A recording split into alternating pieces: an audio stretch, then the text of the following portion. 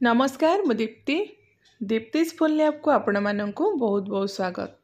बंधाकोबी तरकारी बा पत्रकोबी तरकारी बहुत ही साधारण रेसिपी गोटे आ समस्त यहाँ को प्राय बन था से पियाज रसुण देकी हो बा बिना पियाज रसुण रे किंतु बनइबार जो प्रोसेस समस्त अलग थाए। स्पेशली शीत दिन जो बंधाकोबी बास्ना ना पूरा अलग। तो आज आम बिना पियाज रसुण रे तरकारी को बनइबा टेस्ट बहुत बढ़िया होता टिके नुआ प्रोसेस रे बनइबा। आशा करुच्ची आपण समस्त को रेसिपीटी पसंद आसीबो।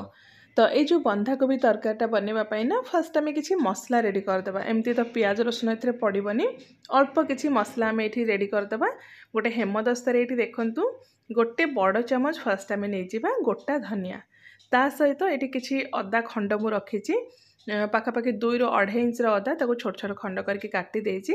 2टा कंचा लंका आम एथिरे दे दबा। कंचा लंकार परिमाण आपन स्वाद हिसाब से बढ़े भी पारे कमे भी पारे। तो हेमदस्तार ताको भल भाव में एमती आम छेचिदबा। जदि आपन चाहिए ग्राइंडर जार बा मसला बटा ग्राइंडर जार देके ताको कोर्सली आपन एमती ग्राइंड करदे टिके एमती दरदरा रखिए। तो ये देखो आमर जो अदा गोटा धनिया और कंचा लंकार छेचाटा पूरा रेडी हो गला। एटा को आम साइड रखिदबा। नेक्स्ट आम अलग गोटे जगार फास्ट आम नहीं 2 बड़ चामच धनिया गुंड ता सहित ये गोटे चामच भजा जीरा गुंड मुझे तापरे काश्मीरी लंका गुंड नहीं गोटे बड़ चामच भल कलर आसो। जदि आप चाहिए काश्मीरी लंका गुंड सहित राग लंका गुंड भी ये नहीं पारे। तापर आम हलदी गुंड नहीं गोटे चामच आउ ये कसूरी मेथी मुझे 2 बड़ चामच। बिल्कुल भी आप कसूरी मेथी स्किप करेंगे।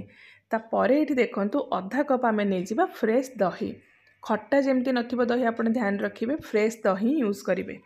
तो ये आम सबू जिनस को पूरा बढ़िया सेमती गोटे बीटर साहाଯ୍य हो बा चामच रे मिक्स करदेबा। जेमती दही रे हमर लम्स रहिबनी पूरा बढ़िया से मसला गुंड सहित मिक्स हो। तो दही मसला गुंड सहित एमती मिक्स हो सारा पर जो आम मापिकी दही नहीं से आम अधा कप मापिकी पानी नहीं पानी सहित एगेन आम ये सब जिनस को मिक्स करदेबा। टिके तार जो कंसिस्टेंसीटा आम पतला करदेबा। देखो ये टाइप्र मसलाटा को आम टिके पतला रखा। तो ये आमर सब मसला रेडी हो गला।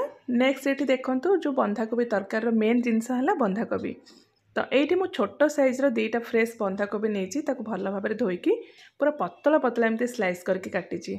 तो जी आप पतला करके काटे बंधाकोबी को सेते जल्दी आपणकर तरकारी रेडी हो सहित खावाई भी भल लगे आखि को भी सुंदर देखा। तो एबे आमे गैस ऑन करके एमती गोटे हेवी बटन पैन गरम करवा बा जेकोसी गोटे एमती मोटा जगह आप गरम करेंगे से आम ऐड करवा 2 ରୁ 3 चामच सोरिष तेल। रिफाइन तेल भी बन पारे कि सोरिष तेल यार टेस्टा बहुत बढ़िया आसे।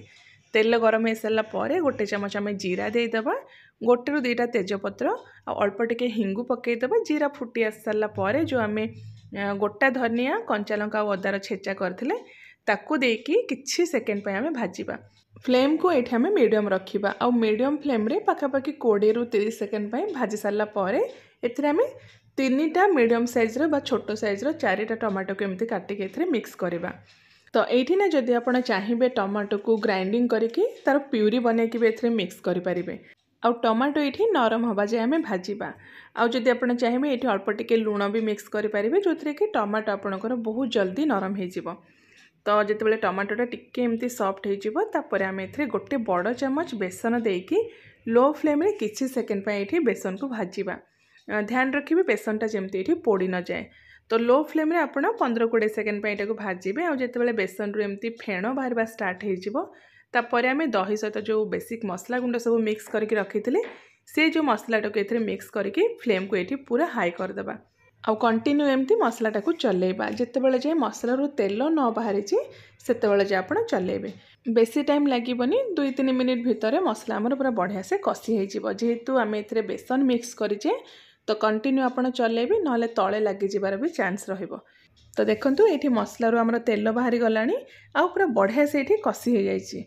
तो एबे हम कौन करवा ना ये देखंतु गोटे बड़ साइज कंचा आलू को मुझे तार चोपा बाहर करके धोई देछि और एमती लंबा लंबा पतला पतला करके काटी देछि। जेमती नॉर्मली आपण आलू भजा पे काटनी सेमती काटिदेबे। तापर गोटे मीडियम साइज गाजर ताकू भी आम एमती पतला पतला लंबा लंबा करके काटिदबा। आ ये गोटे कप पाखापाखि मुझे ग्रीन मटर फ्रेश मटर मुझे नहीं जदि आप चाहिए फ्रोजेन मटर भी नहीं पारे। तो भल भाव में यहाँ एमती 1 मिनिट मिक्स करदबा हाई फ्लेम रे। तापर जो बंधाकोबी आम काटिकी रखी ताकू आम देकी सब मसला सहित ये गोलैदबा। तो ये ना जेहेतु बंधाकोबी परिमाण टिके बेसी अच्छी दुईटा बैच रे मु मिक्स करुँची इजी हम आमको मिक्स करने।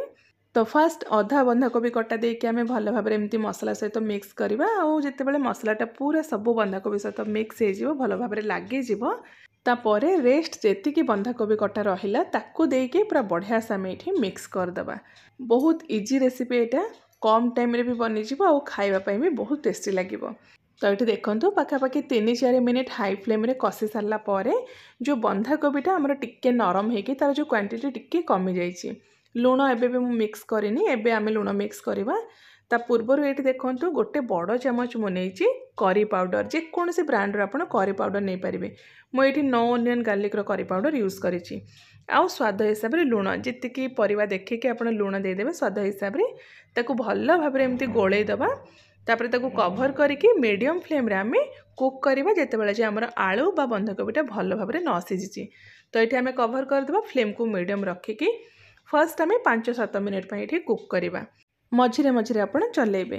तो ये पूरा 10-12 मिनिट पर मुझे देखा मझिरे मझिरे मुझे चलती आमर जो तरकारी जहाँ भी पानी अंश थिला जहाँ भी मॉइस्चर थिला से सब सुखी जाइए। बिल्कुल भी आम ए पानी मिक्स करना लुण पके सारा पर बंधाकोबी जहाँ पानी बाहर से ही आमर जो बंधाकोबी तरकारीटा पूरा रेडी हो। तो ये ऑलमोस्ट आमर तरकारी रेडी हो गला। बस लास्ट रे आम ए गोटे छोट चामच गरम मसला गुंड सहित अल्प किसी धनिया पत्र देकी ताको भल भाव ये गोलैदबा। यहाँ को आप भात रुटी पूरी पराठा कहा सहित भी खातु बहुत बढ़िया लगे। तो आशा करुँची पसंद आसथिबो रेसिपीटी समस्त को निश्चय आपण थरे ए प्रोसेस रे स्पेशली ए सीजन रे बंधाकोबी तरकारीटा को बनातु। केमती लगे आपणकर मतामत मो सहित निश्चय शेयर करंतु। मो आउ थरे आपण मानक पई गोटे बहुत ही बढ़िया नुआ रेसिपी नहीं आसबि। Till then take care and bye bye.